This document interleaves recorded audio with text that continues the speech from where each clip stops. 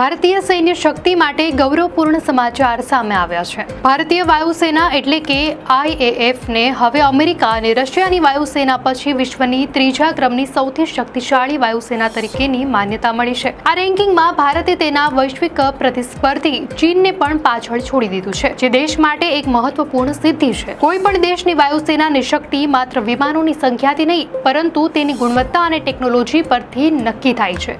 IAF પાસે Su-30 MKI Miraj 2000 અને France પાસેથી મેળવેલા રાફેલ જેવા આધુનિક વિમાનો છે। આ રેન્કિંગ પાછળનું એક મોટું કારણ પાયલટ્સની કુશળતા છે।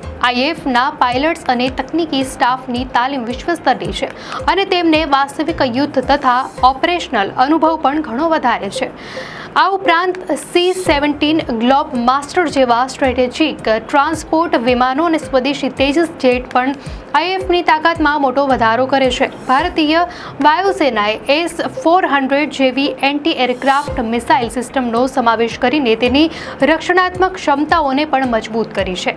વિશ્લેષકો માને છે કે વિમાનોની સંખ્યામાં ચીન આગળ હોવા છતાં ટેકનોલોજીનું સંતુલન, ઉચ્ચ તાલીમ અને બહેતર ઓપરેશનલ અનુભવને કારણે IAF વિશ્વમાં ત્રીજું સ્થાન મેળવી શકે છે। દર્શક મિત્રો, દુનિયાની આવી જ નવી જાણકારી માટે ધ લોકસત્તા ચેનલને સબસ્ક્રાઇબ કરો।